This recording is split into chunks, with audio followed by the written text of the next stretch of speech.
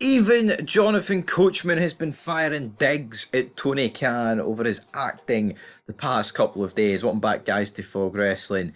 And it really has been embarrassing last night, this morning, whatever day we're talking about Tony Khan here. He's not handled himself correctly, throwing me digs at Jinder Mahal.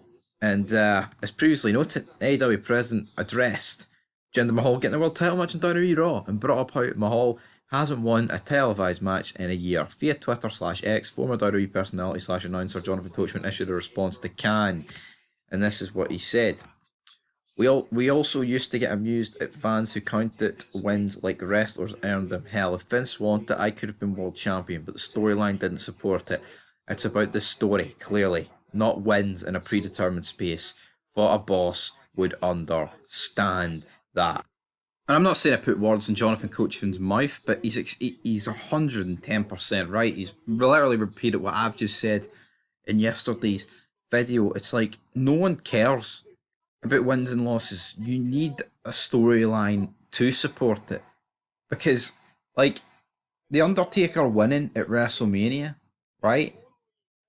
No one really cared when he was like 9, 10. It's when in the later years it was like such a storyline, like Shawn Michaels willing to put his career on the line. These guys sacrificing like title matches, wanting to defeat the streak, so to speak. And Tony Khan seems to think that because Hook's 28-1 in a fake wrestling match, that people will care about him more. I mean, it's ridiculous. It would be like a movie starting with an unknown actor and being like, oh, well, this guy, he's murdered 28 men, he's not been shot once.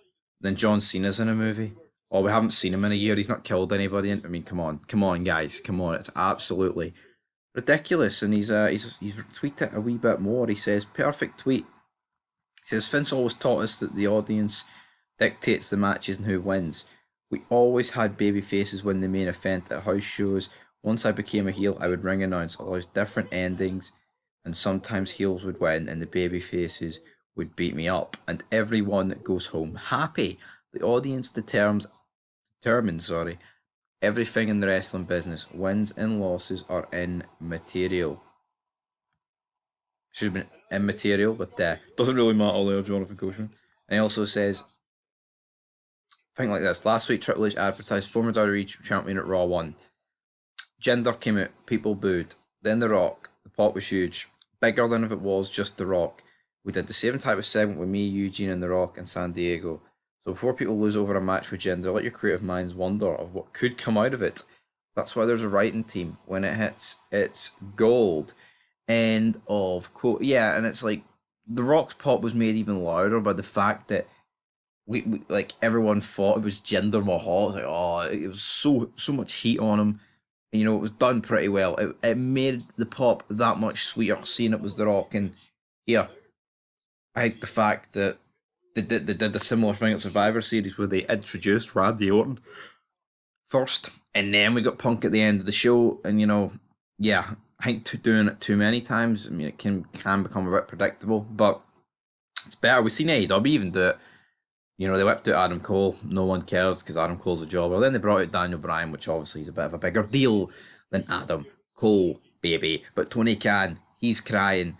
Tony Khan, what's he going to do when he wakes up this morning? Is he going to have a sore nose, a sore head? Wonder why he's got a sore nose. Too much of that white powder, essay.